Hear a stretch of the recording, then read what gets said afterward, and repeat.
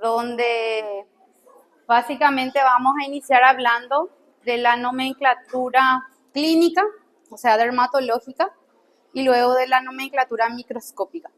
Ambos corresponden al diccionario de dermatología, es decir, términos que deben manejar independiente de la especialidad que hagan y más si quieren hacer dermato, ¿verdad? Bueno, vamos a empezar con un poquito de repaso de histología. Si nos acordamos de la piel, sabemos que es una barrera contra la invasión de microorganismos, así como también protección ya sea de calor, frío, compuestos químicos, etc. Regula el calor y el mantenimiento del equilibrio hídrico. También es capaz de absorber y secretar sustancias y también constituye parte de la defensa inmunológica. Si nos acordamos de las capas de la piel, en primer lugar teníamos la epidermis. ¿Qué tipo de tejido epitelial era la epidermis? Según la clasificación de los epitelios. Estratificado, plano, con queratina. Era el único que tenía queratinización.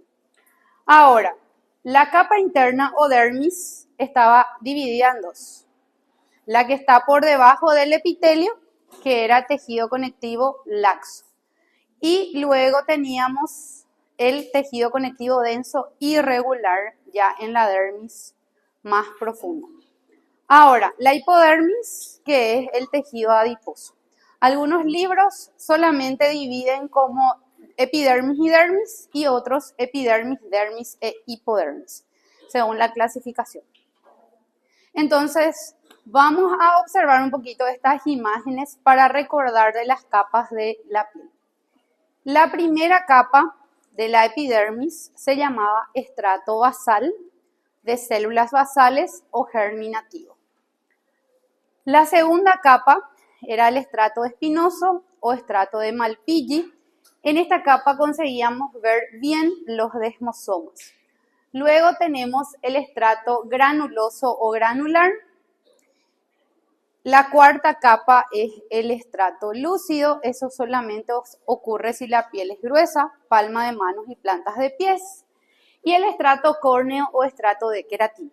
Esta imagen lo volví a colocar para que ustedes puedan repasar la parte histológica, porque vamos a ir dando en cada una de estas capas qué tipo de alteraciones ocurren, tanto inflamatorias como tumorales. Y tenemos una célula en especial que es el melanocito. ¿Cuál era la función del melanocito? Justamente es lo que nos da la pigmentación de la piel por medio de la melanina. Aquí de la parte externa vemos el estrato córneo, el estrato lúcido, el estrato granular y el estrato espinoso.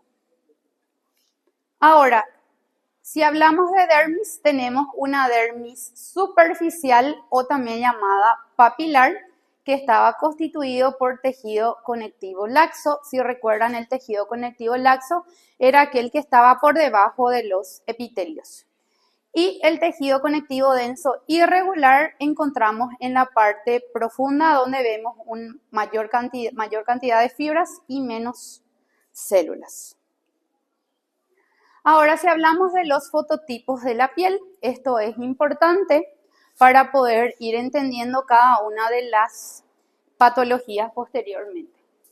Los tonos considerados claros son el fototipo de piel 1.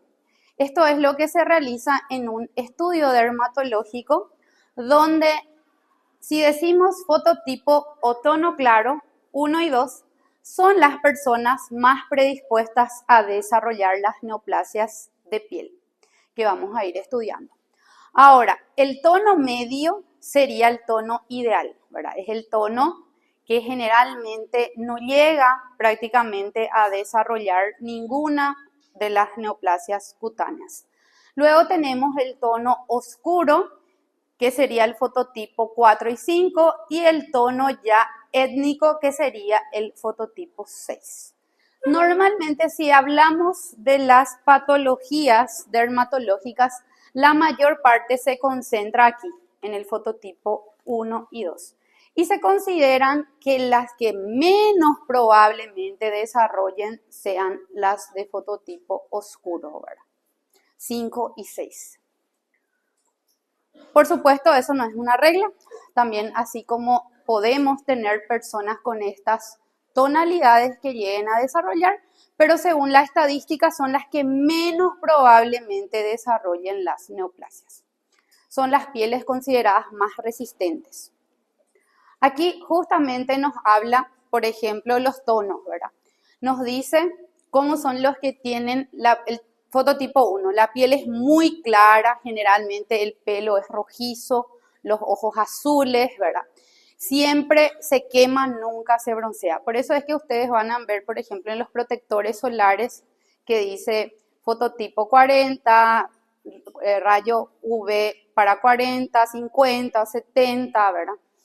Ahora el 2 también es piel clara, ¿verdad? El pelo ya puede ser rubio, castaño, ojos azules, verdes, grises. Se quema a menudo tampoco y a veces se pueden broncear. Ahora, el bronceado ideal es el que tiene el tipo 3 de piel. Por eso es que muchas mujeres no llegan al bronceado perfecto, ¿verdad? Porque eso es solamente en el tipo 3, ¿verdad? Donde la piel ya es un poco, es clara, ¿verdad? Pero generalmente ellos llegan a broncearse. La piel morena clara también es la que tiene el bronceado perfecto, ¿verdad? Y generalmente los ojos son oscuros, muy rara a veces se queman también. Ahora el tipo 5 y 6, el tipo 5 ya se considera piel oscura, pelo negro, ojos marrones o negros, la piel es oscura ya desde el nacimiento. Y el tipo 6, que ya es la piel considerada negra, pelos negros, ojos negros, la piel ya es desde el nacimiento esta coloración. Bueno, ahora vamos a empezar a estudiar la parte del diccionario dermatológico, lo que ya íbamos hablando en algunas clases, máculas, pápulas, placas. ¿Verdad? Entonces, si hablamos de mácula, es una lesión considerada circunscripta. Circunscripta significa bien delimitada. Generalmente mide hasta 5 milímetros y se distingue de la piel que le rodea como un cambio de coloración. Ven aquí, esta es una mácula, el tamaño es hasta 5 milímetros. Esto se puede ver como un cambio de coloración en la piel. Ahora el término placa ya es una lesión de mayor tamaño. También es circunscripta, mide más de 5 milímetros. Se distingue también de la piel que le rodea como un cambio de coloración. Ahora el término pápula. Pápula es una lesión ya cupuliforme, sobreelevada. 5 milímetros o menos es el tamaño de las pápulas. Ahora el término nódulo es una lesión elevada, el contorno es esférico y esto mide más de 5 milímetros. Ahora el término vesícula sería la primera imagen que observamos allá arriba, donde es una lesión también elevada, de 5 milímetros o menos y tiene un contenido líquido por dentro. Ahora, el término bulla es una lesión mucho mayor, también es llena de líquido, mide más de 5 milímetros. El término pústula es una lesión elevada, discreta y tiene algo que le caracteriza, un contenido purulento. Ahora, el término roncha también se llama abón. Es una lesión elevada, pruriginosa, le pica al paciente, es transitoria, con palidez variable y es resultado del edema dérmico. Todas estas patologías, ustedes algunas ya estudiaron en el capítulo de leishmania, ¿verdad? Ya estudiaron en el capítulo de micosis, de lepra, ¿verdad? Son términos que deben de manejar, sobre todo en el momento que van a realizar una historia clínica de un paciente que tenga lesiones cutáneas. Por ejemplo, tienen que colocar lesiones de tipo pápulas o placas, nódulos, de cuánto tiempo de evolución, hace cuánto tiempo tiene, si fue de aparición rápida, si fue de aparición brusca o si fue de inicio insidioso. Todo eso van a ir estudiando en semiología, pero ahora mismo es importante, ¿verdad?, ir sabiendo la parte del diccionario clínico dermatológico, ¿verdad? Entonces, esto vamos a ir estudiando en cada una de las patologías. Vamos a ver, por ejemplo, que hay neoplasias que aparecen como pápulas, como placas, como nódulos, así como también vamos a estudiar enfermedades llamadas vesículo-bullosas, ya sean infecciones dermatológicas frecuentes de la piel o existe un capítulo en sí que se llama enfermedades vesículo-bullosas. El término pústula más bien se deja, ¿verdad?, ya sea para el acné o también para otras lesiones dermatológicas frecuentes de la piel. Y el término roncha o abón, ¿qué les parece que le pudo haber pasado a este paciente? Una reacción de tipo alérgica, vamos a estudiar en el capítulo de dermatosis inflamatorias. También existe el término escama. El término escama es una excrescencia en forma de placa. Generalmente la piel se ve así, seca, tiene ese fondo de color eritematoso y por arriba vemos una lesión en forma de costra. Esto vamos a ir estudiando en psoriasis, por ejemplo, ¿verdad?, en dermatosis inflamatorias crónicas. También el término licuenificación significa que la piel se ve engrosada, como vemos aquí, rugosa, presenta como pequeñas marcas y es resultado de una fricción en personas susceptibles. O sea, hasta ahí son términos dermatológicos, ¿verdad? Clínicos. Esto también, escoriación, es una lesión traumática donde existe una solución de continuidad en la piel, ¿verdad?, que causa un área lineal. Ejemplo, un arañazo. O el término onicolisis, que es la separación de la placa ungueal del lecho ungueal. Esto también ocurre en patologías como la psoriasis ungueal que vamos a ir estudiando. Ahora, los términos microscópicos son, digamos, términos que manejan bastante los dermatólogos y nosotros los patólogos. Si quieren hacer dermatología, tienen que también saber.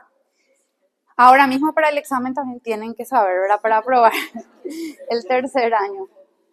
Bueno, no es difícil, pero a veces confunden los términos.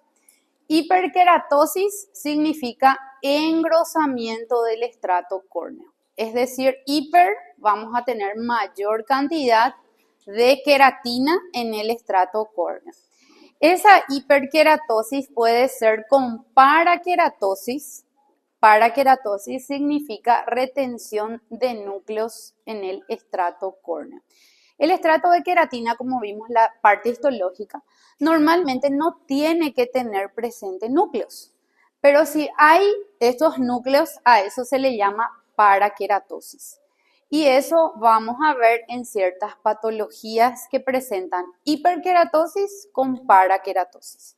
Ahora, la ortokeratosis también es un aumento del espesor del estrato córneo, pero hay pérdida de núcleos, es decir, es algo muy parecido a la piel normal. Entonces, si aquí nosotros observamos esta imagen y, por ejemplo, yo les digo, esta es una biopsia de la nariz, un ejemplo. ¿En la nariz tenemos piel gruesa? No, ¿verdad? Y es una imagen parecida como si fuese que es piel gruesa, ¿verdad?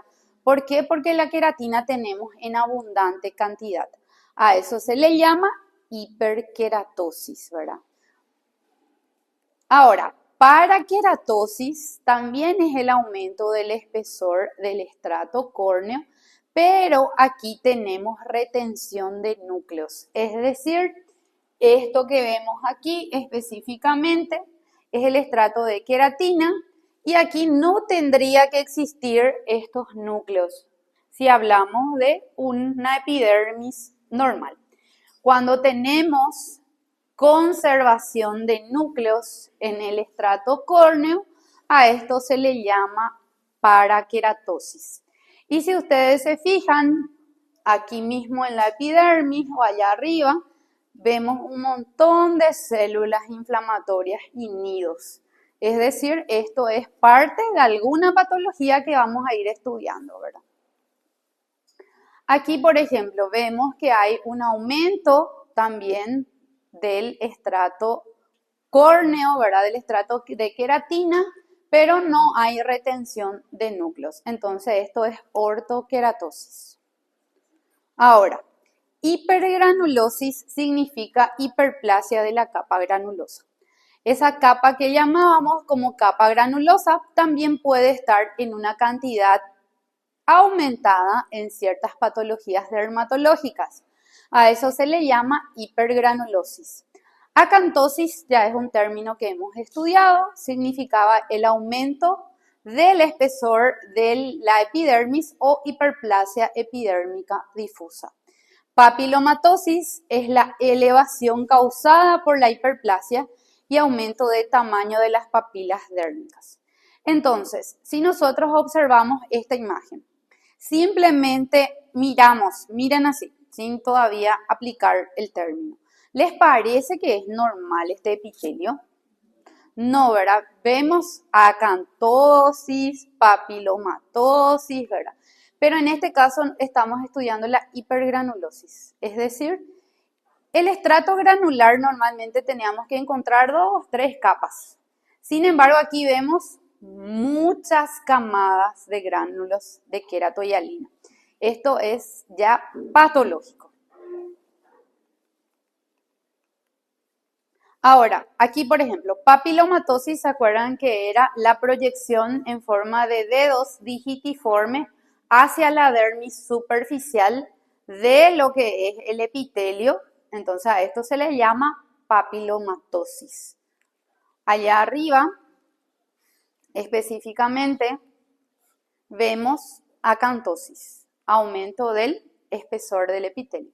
Pero si yo les pregunto, ¿aquí también hay acantosis? Sí, está muy engrosada. Hay una hiperplasia epidérmica. Disqueratosis es otra terminología dermatológica que significa queratinización anormal anticipada o prematura. Es decir, esto generalmente ocurre debajo del estrato granuloso y les voy a mostrar. ¿Dónde tenía que estar la queratina? Arriba, en la o sea, sería lo más externo, ¿verdad? Sin embargo, aquí vamos viendo queratinización, como dice ahí, debajo del estrato granular, en el estrato espinoso. Eso no es normal y ocurre en patologías como el epitelioma, que vamos a ir estudiando, es decir, lesiones neoplásicas. Ahora, acantolisis, lisis, ¿qué significaba? Rotura, ¿verdad? Dice que en dermatología, acantolisis se refiere a la pérdida de conexión entre una célula y otra en los queratinocitos. Ahora, les voy a mostrar qué es a qué se refiere acantolisis. En esta imagen misma, de este lado, ya da para ver que las células no están unidas, no tiene esa unión célula-célula. Es decir, hay una lisis, una rotura, una separación de la unión célula-célula. Pero eso es más evidente en esta otra imagen, ¿verdad? ¿Por qué? Porque aquí vemos que básicamente el estrato basal, que era nuestra primera capa, quedó con un poquito del estrato espinoso. Y la otra parte del estrato espinoso se fue hacia arriba con el estrato granular. Y se forma esta cavidad que es una vesícula o una bulla. Así se ve la histología de una vesícula o de una bulla. Entonces, acantolisis es la separación de la unión célula-célula. Nos falta 2 términos todavía diferenciales. Espongiosis significa edema intercelular entre una célula y otra. Ahora, hinchazón hidrópica o balonamiento se refiere al edema intracelular, ejemplo en infecciones víricas, como nos dice ahí. Y vacuolización ya sería la formación de vacuolas, generalmente esto es resultado del edema dentro y entre las células. Vamos a ver las imágenes para entender. Aquí, por ejemplo, de este lado que están, este sector que está sentado. Miren entre estas células, entre esta y esta, o esta y esta, tenía que haber desmosomas si estamos hablando del estrato espinoso. Sin embargo, ¿qué vemos aquí? Vemos como un espacio blanquecino entre una célula y otra. Cuando ustedes estudian en la parte práctica con sus docentes, seguramente cuando les explica edema le dice parece unos caminitos blancos, ¿verdad? Unos caminitos blanquecinos. Entonces, justamente aquí el edema entre una célula y otra sería esto que vemos aquí, ¿verdad? Aquí, en este sector, aquí y aquí. Ahora, el edema intracelular sería esto, dentro de las células. Esta es la célula y la célula como que se agranda, ¿verdad? Por la cantidad de líquido que tiene y adopta ese halo perinuclear blanquecino. Es como que la célula está gordita, blanca, ¿verdad? Ese es edema intracelular en este sector. Ahora, el balonamiento o hinchazón hidrópica sería a lo que se refiere a esto. Voy a mostrar. Hinchazón hidrópica o balonamiento, entonces edema intracelular. Espongiosis, edema intercelular, entre una célula y otra. Hinchazón hidrópica o balonamiento dentro de la célula. Ahora, vacuolización ya se refiere a formar vacuolas, que estos edemas se junten y formen esta cavidad gigante que ven aquí. Esto. Parece. Es como una fusión de varias células. A eso ya se le llama vacuolización. ¿Por qué? Porque ustedes el día de mañana, por ejemplo, si hacen dermatología, van a recibir un informe que diga vacuolización, espongiosis, y tienen que saber qué significa. Erosión y úlcera creo que son dos términos que ya quedaron bastante claros, que ya fuimos estudiando, ¿verdad? Allá arriba vemos erosión, que significa discontinuidad, en este caso de la piel, ¿verdad? Donde hay una pérdida completa de la epidermis en esta imagen, es decir, se perdió el tejido epitelial. Ahora, ulceración es discontinuidad con pérdida completa de la epidermis y porciones de la dermis. En este caso, parte de la dermis superficial. Pero eso puede ir hasta dermis profunda, hasta hipodermis inclusive, ¿verdad? Exocitosis es infiltración por células inflamatorias de la sangre. Es decir, si yo miro esta imagen de piel y digo, esta es una biopsia cutánea, ¿les parece normal esta cantidad de células que están en la dermis superficial y en la profunda? No.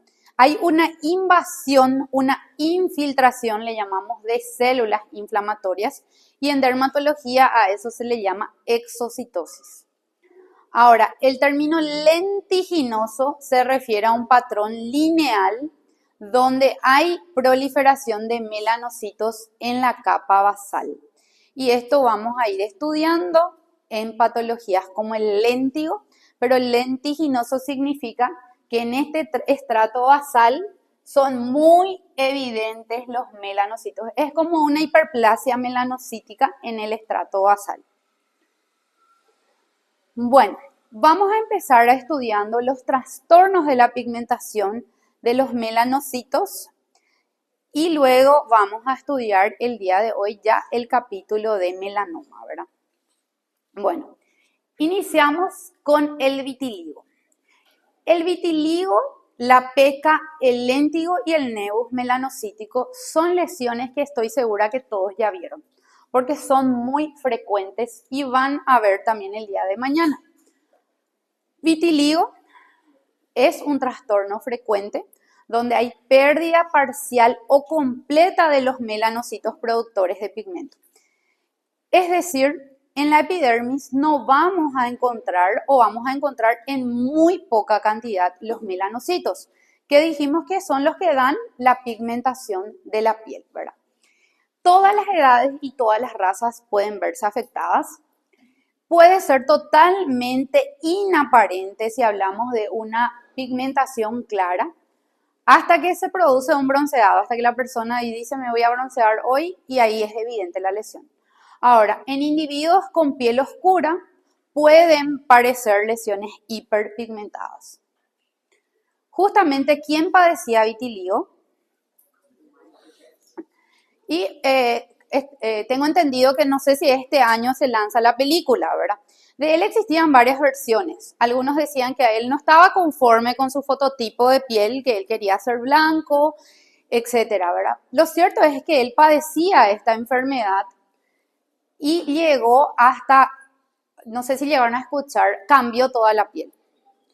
Probablemente lo que hizo es un proceso de aceleración del vitiligo para que la piel quede homogénea, porque realmente la piel es heterogénea cuando se habla de vitiligo. Ahora les pregunto, ¿escucharon alguna vez que un paciente con vitiligo se curó? Hasta hoy día existen varios tratamientos que se intentan en los Estados Unidos, en los países de primer mundo, pero no existe hasta hoy día un tratamiento que sea, digamos, por completo una cura, ¿verdad? Para las personas que padecen vitiligo. Y como hoy empezamos con trastornos de la piel, lo que quiero que graben es que todos los pacientes con lesiones de piel generalmente sufren una discriminación. Muchas personas piensan que esto se contagia, que el vitiligo se contagia o que otras patologías que vamos a estudiar se contagian. Generalmente ellos tienen un acompañamiento ya sea psicológico o psiquiátrico, porque ya desde la niñez yo tengo realmente es una conocida que ya cuando éramos chiquitas, a los 7 años más o menos, ella empezó a cambiar su piel. Luego le diagnosticaron como vitiligo y hasta hoy día ella hizo todos los tratamientos que se imaginan, porque es una persona pudiente, ¿verdad? Ya se fue en varios países, igual prácticamente la piel está totalmente parcheada. Entonces, si ustedes se fijan aquí, con el maquillaje, como nos dice, por la transpiración se nota ese patrón heterogéneo de la piel en las personas con vitiligo. Generalmente esto empieza a aparecer como máculas. Generalmente es chiquitito, luego esto se va fusionando y van formando placas, como ven aquí. Esto ya es una placa. Aquí ya es parcheado, ¿verdad? Hay partes que se ve, la lesión hipopigmentada, hay lesiones con coloración normal, es decir, es un patrón heterogéneo. El diagnóstico se hace con el microscopio, donde en el HIE solamente vamos a ver ausencia de melanocitos, no vamos a encontrar. Pero para ello se requieren tinciones especiales de inmunohistoquímica, donde se hacen marcadores como el melan A, melan B o proteína S100, que son marcadores para los melanocitos. Entonces, la clínica, como vieron ahí, son máculas asintomáticas, planas. Esto con el tiempo van formando placas de mayor tamaño. Varía desde pocos a muchos centímetros. Se localiza en manos, muñecas, axilas, región perioral, periorbitaria y ano genital. O sea, esas son las localizaciones iniciales. Con el tiempo esto va apareciendo prácticamente en todo el cuerpo. Ellos tienen un fenómeno que le llaman los dermatólogos fenómeno de Koebner o koebnerización. El fenómeno de Koebner se trata de nuevas lesiones en sitios de trauma. Es decir, ellos se golpean, sufren un corte, se queman y inmediatamente empieza a aparecer más lesiones en ese sitio. A eso se llama fenómeno de Koebner, pero no es patognomónico del vitiligo, porque también esto ocurre en otras patologías que vamos a estudiar, como el líquen plano y la psoriasis. Significa nuevas lesiones en sitios de trauma. Aquí, por ejemplo, vemos en la mano, ¿verdad? Puede que haya iniciado ahí, recibió algún golpe en el dedo y empieza a aparecer como lesiones satélites, se le llama. Entonces, como dijimos, el examen histológico no vamos a tener melanocitos, ausencia de melanocitos, pero se requiere de estas tinciones de inmunohistoquímica, melan A, proteína C100 o inclusive microscopía electrónica para poder dar un veredicto definitivo de que es vitiligo. Ahora, Aquí hay que hacer el diagnóstico diferencial de albinismo. No sé si ustedes llegaron a ver en bioquímica albinismo porque es una patología a nivel bioquímico, ¿verdad? Donde existe el pigmento melánico, pero hay un defecto debido a la ausencia o defecto de la tiroquinasa, de la tirosinasa. Entonces, a diferencia del albinismo, esa sería la pequeña diferencia. Ahora, en cuanto a la patogenia, se piensa que es una patología autoinmunitaria. Es decir, las hipótesis que hacen pensar en que esto es autoinmune es que se han encontrado factores tóxicos a los melanocitos cercanos a las terminaciones nerviosas.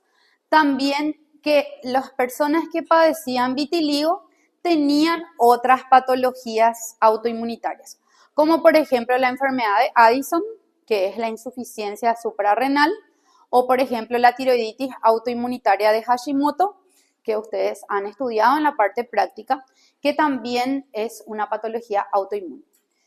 También se ha atribuido en anomalías en macrófagos y linfocitos T de la piel. El tratamiento que se prueba, porque hasta hoy día se sigue probando, son estos que están aquí, ¿verdad? La luz ultravioleta, el fármaco PUA, eso está a modo de información si ustedes quieren investigar más, pero eso no cae en el examen tratamiento.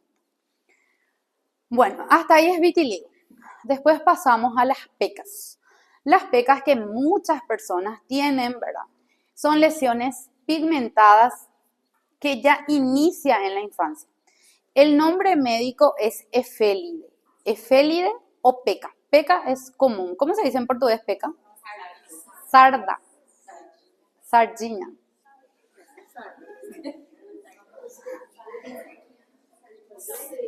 Esto también es más frecuente en personas con piel clara. ¿Se acuerdan los fototipos 1 y 2 que habíamos hablado? Pelos rubios, rojizos, pelirrojos, ¿verdad? Son las personas que más tienen. Si están presentes, se atenúan e intensifican a modo cíclico en invierno y en verano. ¿Qué significa eso? Nosotros aquí en Paraguay no tenemos tanto frío, ¿verdad? Lo que significa es que en el invierno va disminuyendo, pero en el verano aumenta, se duplica la cantidad de pecas, ¿verdad? Esto es una característica que lo permite diferenciar del léntigo, que vamos a estar estudiando también el día de hoy. Y en el caso del léntigo, no importa la luz solar. Si hace frío, hace calor, hay mucho sol, no es que aumenta, permanece en una cantidad estable. Bueno, entonces, normalmente esto no se biopsia, ¿verdad? Pero hay veces que de repente uno de ellos, supongamos, crece, tiene un aspecto irregular y ahí es que el dermatólogo biopsia. Ahora, en el caso de biopsia, lo que se ve es una hiperpigmentación leve de los queratinocitos basales, sin aumento en el número de los melanocitos. No es que tienen más melanocitos, solamente que hay una hiperpigmentación en el estrato basal. Si ustedes se fijan en la clínica, estos son lesiones en forma de máculas, son lesiones pequeñas, a veces son varias, son múltiples, tienen ese color parduzco o amarronado, ¿verdad? Sí. Y generalmente, según los dermatólogos, no es que va a disminuir, pero ayuda a que no se ve, no sea visible, muy visible, ¿verdad? Melasma, ¿ya escucharon hablar del melasma? ¿Algunas veces ya escucharon hablar del melasma? Exactamente. Generalmente a esto se le llamó inclusive la máscara del embarazo, que durante el embarazo aparece, ¿verdad? Y yo les cuento que esto no es solo en mujeres, los varones también pueden tener melasma. No es solo en el sexo femenino. Sí es más frecuente en mujeres y sí es más frecuente en el embarazo. Es una zona a modo de máscara hiperpigmentada que tiene esa asociación con el embarazo. Por eso se le llamó máscara del embarazo. Pero esto también puede verse en mujeres que consumen anticonceptivos orales de manera crónica, por años de evolución, ¿verdad? El 90% ocurre en mujeres y es más frecuente en personas que tienen la piel oscura. Se manifiesta como máculas y placas pardo amarronadas que afectan de modo bilateral las mejillas, la mejilla y la frente, la parte de la sien, ¿verdad? O sien.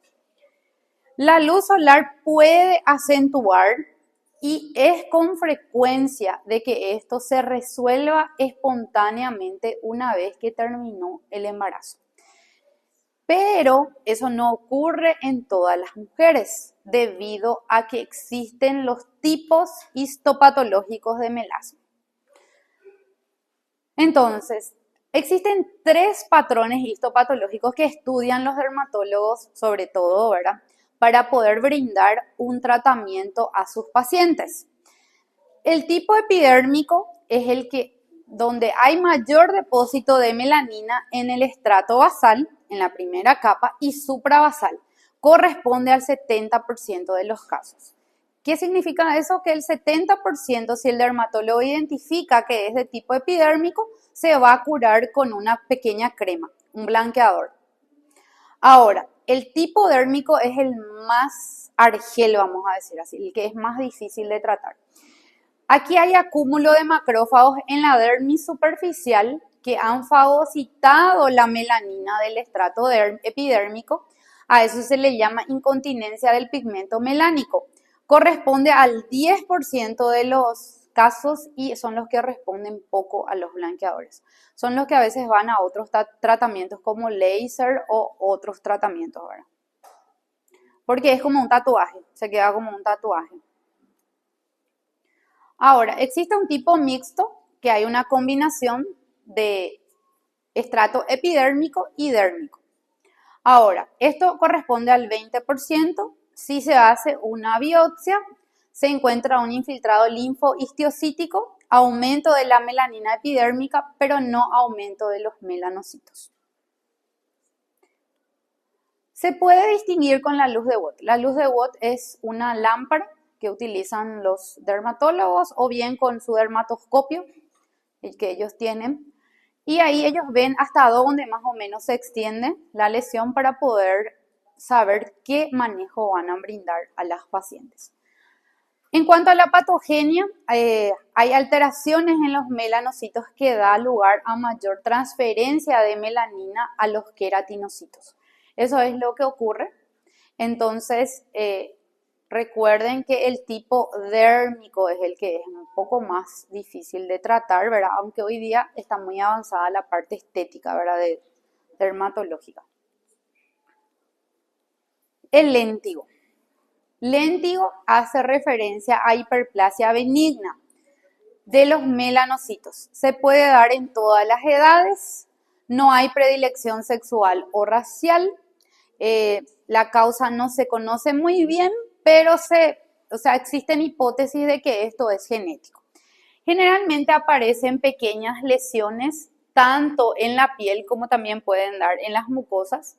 Son pequeñas lesiones en forma de maculitas o manchas que tienen un tamaño entre 5 a 10 milímetros, ovaladas, tienen un color amarronado, parduzco, y a diferencia de las pecas, la luz solar no intercede, no es que va a aumentar o va a disminuir.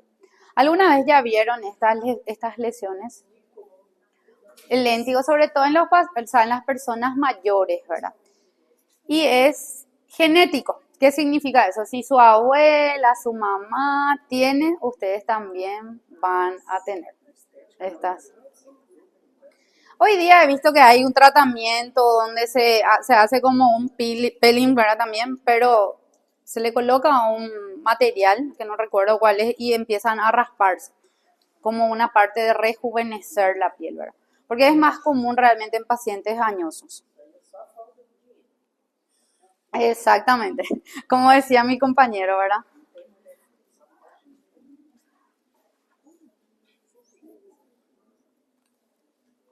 Bueno, si nosotros miramos la epidermis, ¿Les parece normal esto?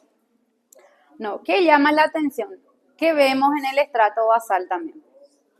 Hay acantosis y papilomatosis, pero en el estrato basal lo que más llama la atención es la presencia de hiperpigmentación en la capa basal, ¿verdad? Y esto es común en los léntigos. Esto a veces los dermatólogos biopsian si ven uno mayor para poder diferenciarlo del melanoma.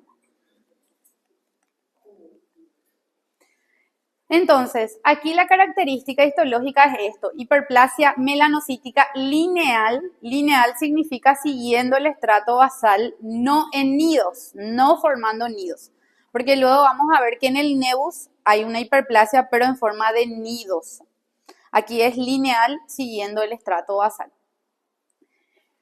Entonces, generalmente existen variantes, ¿verdad? El léntigo solar o actínico, que es más común en individuos mayores y se asocia a alteración de la maduración de los queratinocitos. Entonces aquí básicamente vemos la acantosis con papilomatosis e hiperpigmentación en el estrato basal. También, si ustedes se fijan, en la dermis hay macrófagos que están cargados de melanina, que son estos que vemos aquí. Todos estos. Ahora el término nevus melanocítico o nevus pigmentado o lunar. ¿Cómo se dice lunar en portugués? Pinta. Pinta. Entonces, esto hace referencia a una neoplasia congénita. ¿Qué significa eso? Que uno ya trae desde la infancia. O adquirida, es decir, que salió en algún momento de su vida ese lunar, tiene un nuevo lunar. Generalmente son pequeñas y por lo general miden menos de 6 milímetros. Son máculas planas o pápulas con bordes bien definidos. Morfológicamente se forman en melanocitos que han sufrido una transformación desde células dendríticas entremezcladas con queratinocitos basales. Las células son redondas, crecen en nidos a lo largo de la unión dermoepidérmica. Entonces, este es el famoso lunar o nevus.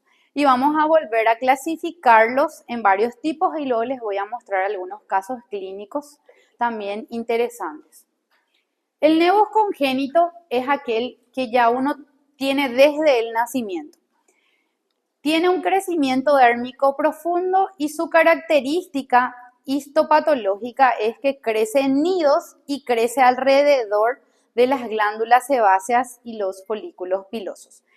Generalmente es muy parecido al nevus adquirido, pero el significado clínico de los nevus congénitos, que después les voy a mostrar de una charla que di, ¿verdad? Es que tienen mayor riesgo de melanoma, sobre todo aquellos que son de gran tamaño. Así, por ejemplo, aquellos que son grandes, ¿verdad? Yo les voy a mostrar unos casos súper interesantes después.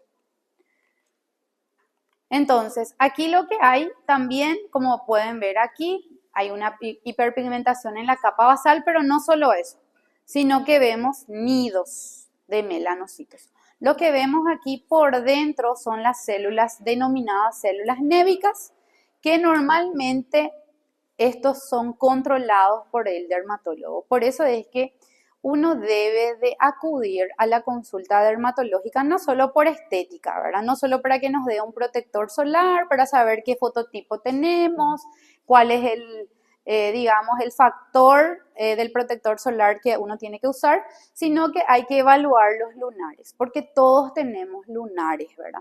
Solamente que algunos de ellos pueden tener ese riesgo.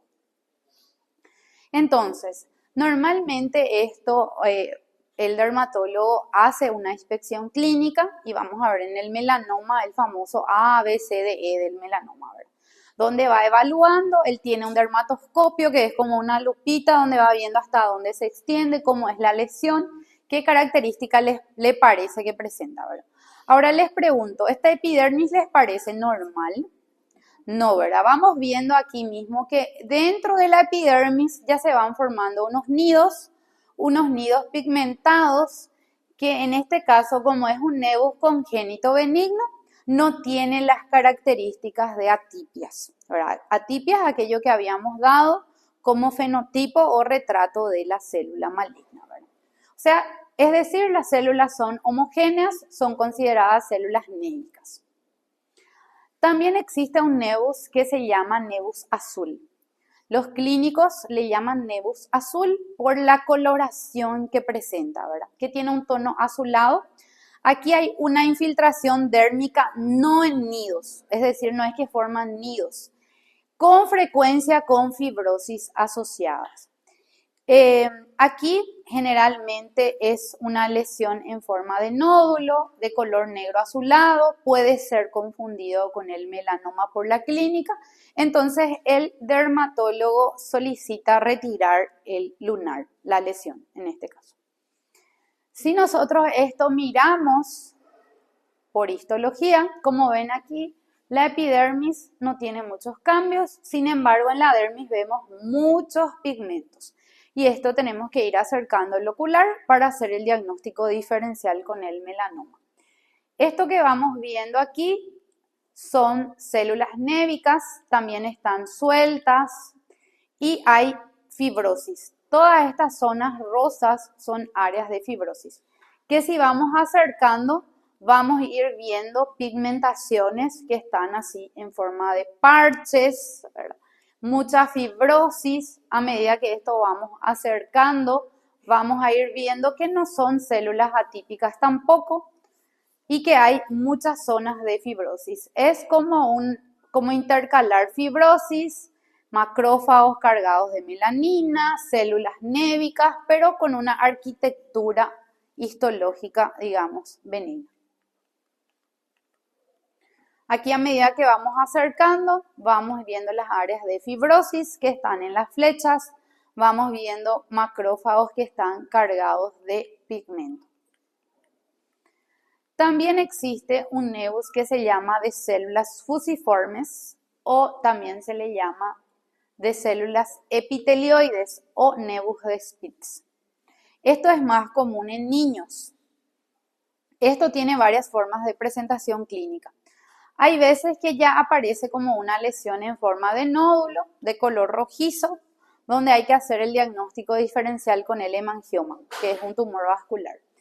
Hay veces que tiene ese color negruzco, parece como un fuego artificial, ¿verdad? Como con sus bordes, como un jueguito artificial.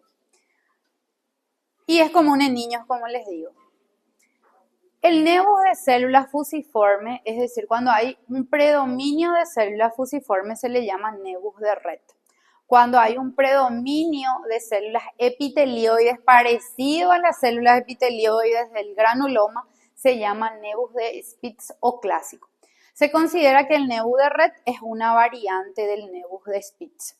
Generalmente, como vemos aquí, también se ven nidos de melanocitos, o sea, de células névicas que son pigmentadas, van creciendo en la epidermis, en la unión dermoepidérmica y se van extendiendo en profundidad.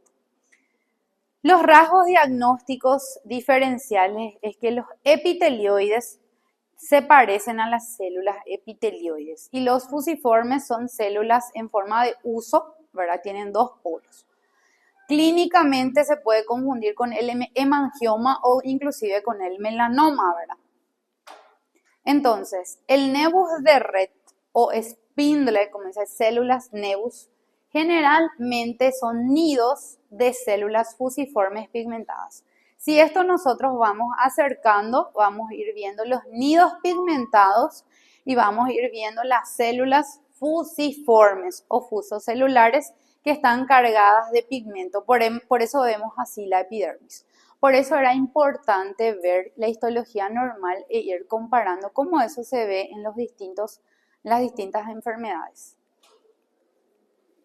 Aquí, por ejemplo, este ya es el nevus de células epitelioides o de Spitz, donde las células tienen un citoplasma rosado, también van formando nidos, pero no son células fusiformes. Aquí, por ejemplo, nos dice ahí, es un nevus de Spitz desmoplásico, donde como van viendo, van formando como pequeños nidos. También existe un nevus que se llama nevus en halo. Estos son aquellos nevus que básicamente tienen un halo blanquecino que le rodea, donde a diferencia de formar nidos pigmentados, se ve una infiltración linfocítica difusa que van rodeando a las células névicas y se considera que es una respuesta inmunitaria del huésped frente a las células névicas. Les voy a mostrar una imagen y estoy segura que ya vieron en alguien. ¿Alguna vez ya vieron en alguna persona este tipo de nevus? Tiene como una zona central que puede ser parduzca, amarronada o rojiza. Y alrededor tiene un halo claro, blanquecino.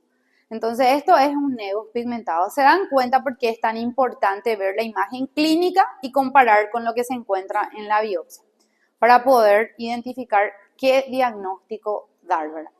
Histológicamente este no hace nidos, sino que se ve una infiltración difusa de linfocitos T, ¿verdad? Todo esto que vemos aquí son linfocitos y ahí tenemos que correlacionar con la clínica. La clínica, una lesión en forma de placa con un fondo, digamos, eritematoso, parduzco, rodeado por un halo blanquecino.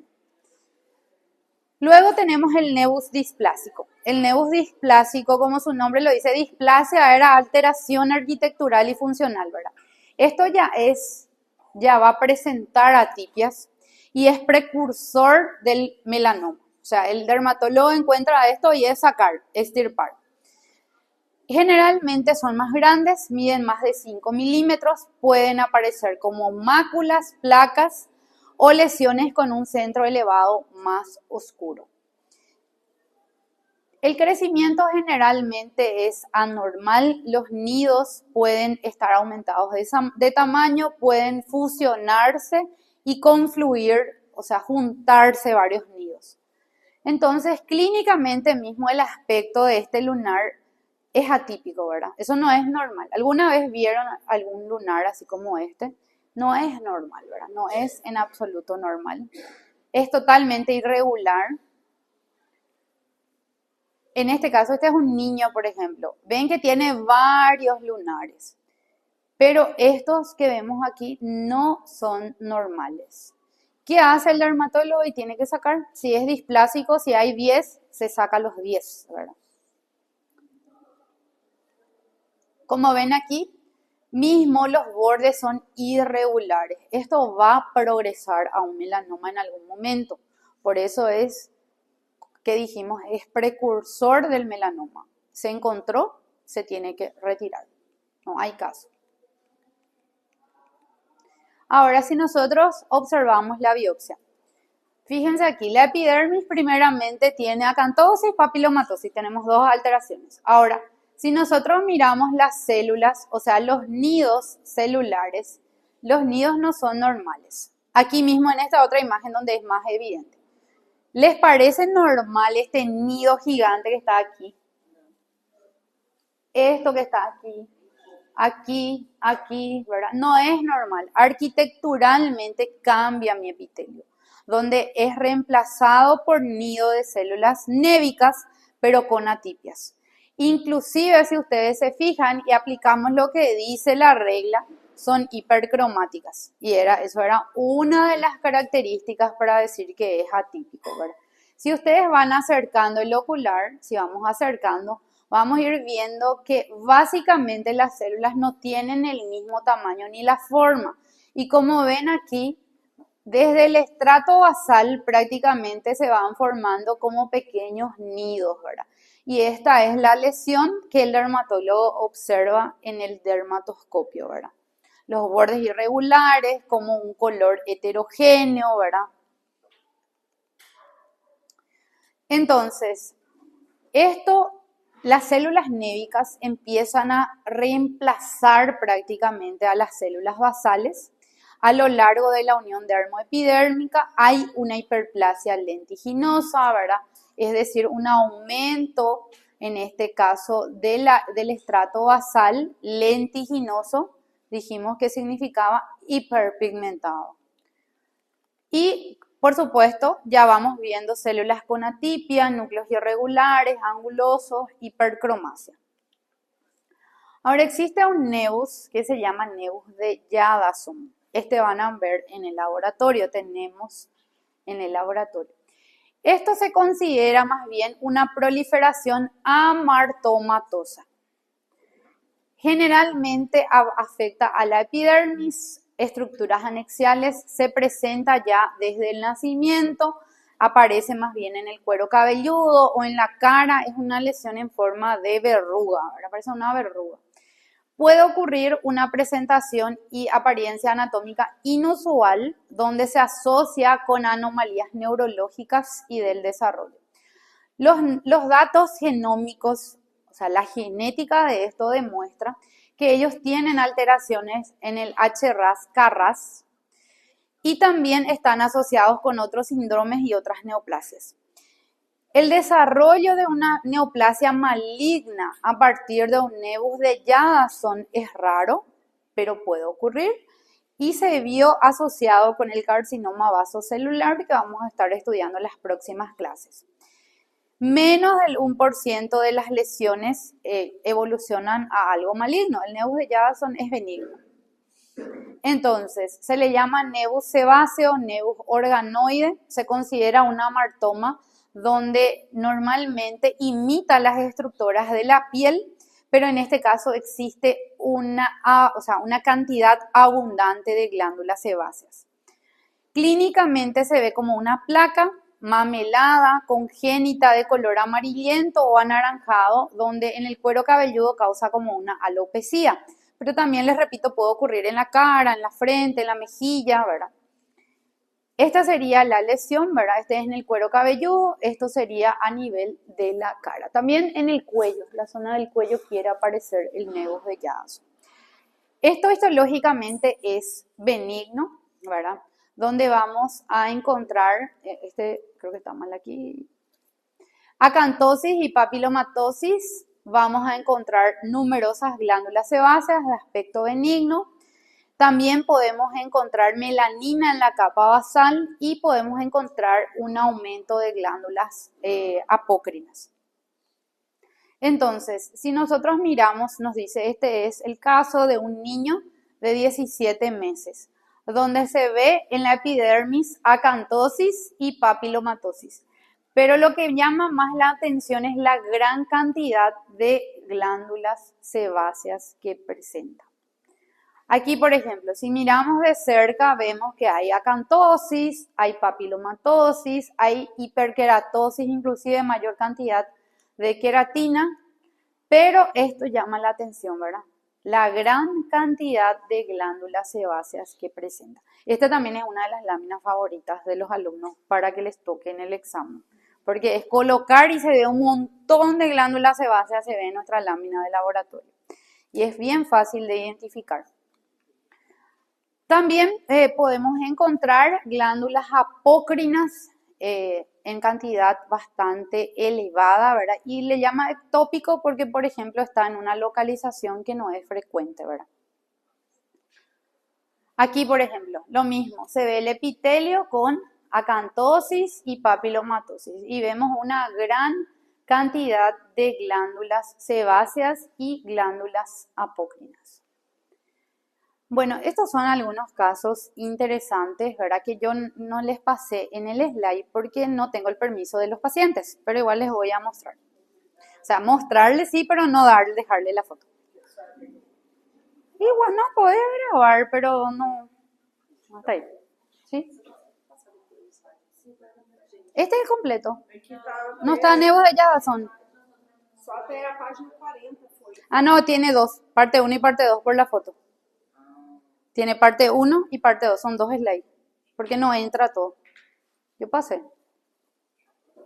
Bueno, entonces el nevus congénito, como dijimos, es precursor del melanoma. Es decir, es más riesgoso que tengamos un lunar desde la infancia y que sea de gran tamaño. Esto los dermatólogos vuelven a catalogar. debe tenerse en cuenta como riesgoso y como precursor del melanoma.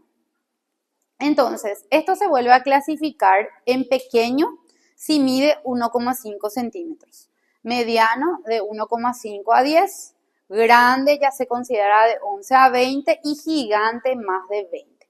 Y se vuelve a clasificar en gigante 1, 2 y 3. 1 de 21 a 30 centímetros, 2 de 31 a 40 centímetros y 3 más de 40 centímetros. Entonces, fíjense aquí, por ejemplo, un nevus melanocítico gigante de este lado, ¿verdad? Y un nevus melanocítico gigante congénito desde la infancia. Y muchos de ellos tienen pelos, sobre todo los congénitos. Estos son precursores del melanoma, entonces se hace un tratamiento, se va haciendo una cirugía. Les voy a mostrar el caso de una niña después. Los dermatólogos lo llaman nevus de acuerdo a la localización que se encuentra. Por ejemplo, en vestimenta, en short, en pañal, se afecta el área del pañal o el área de los glúteos, como ven aquí. Este es el caso de una paciente, por ejemplo, que tenía un nevus desde la infancia y aquí ya desarrollando un melanoma en la vida adulta, ¿verdad? O sea, es muy importante que ustedes, si tienen lunares desde la infancia o conocen a alguien, ¿verdad?, que acuda al dermatólogo para poder evaluar y ver qué tratamiento es mejor. Esto, por ejemplo, es un nevus congénito, ¿verdad?, pero es con lipoma, con neoplasia, lipomatoso. Parece como una hormiga, ¿verdad?, la parte glútea, ¿verdad?, por el tamaño de la neoplasia. Por suerte, esto no fue maligno, ¿verdad? Y este es el caso de una niña, ¿verdad?, que justamente tenía en el rostro. Hay pacientes, no sé si alguna vez vieron, tienen todo un brazo o tiene prácticamente toda la espalda, todo el glúteo, toda la región del pañal, como lo llaman, la pierna. Les voy a mostrar otros casos más que creo que tengo en mi computadora. Entonces, este es el caso de una niña, ¿verdad?, donde ya desde la infancia, ¿verdad?, la mamá la llevó, ¿verdad?, porque ella sabía que en algún momento iba a tener una condición que le iban a...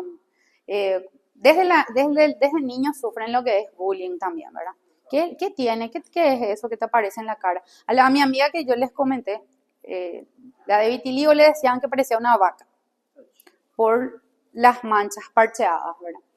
Entonces esto se va programando una cirugía, pero no es de una sola vez. Se hace una primera cirugía, ven cómo va mejorando, va disminuyendo, ¿verdad?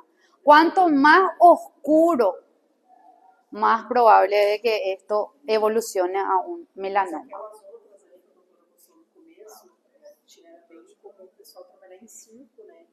¿Estás en serio en Brasil? Y aquí, por ejemplo, hay dos casos. Ella es una influencer que justamente tiene en la parte del rostro mismo, ¿verdad? No sé si la conocen, ella es brasileña. Ella es brasileña. Y esta otra fue Miss Colombia, donde justamente tiene bien acá para arriba y también tiene con los pelos, ¿verdad? Esto es controlar, no hay caso. Creo que tengo por ahí otras imágenes. Voy a mirar un poco en mi computadora. Sí. ¿Cómo? Uh-huh.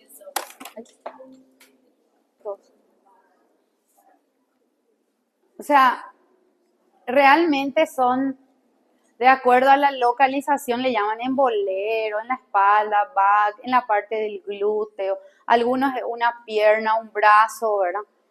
Y esto, todos ellos, aparte de ser precursor del melanoma categórico, que tiene que retirarse, que tiene que hacerse algún tratamiento, existen también tratamientos con inmunomoduladores. Esta es una nenita, por ejemplo, ven, prácticamente casi todo el cuerpo, ¿verdad? Aquí en los pies, los glúteos, y aquellos que son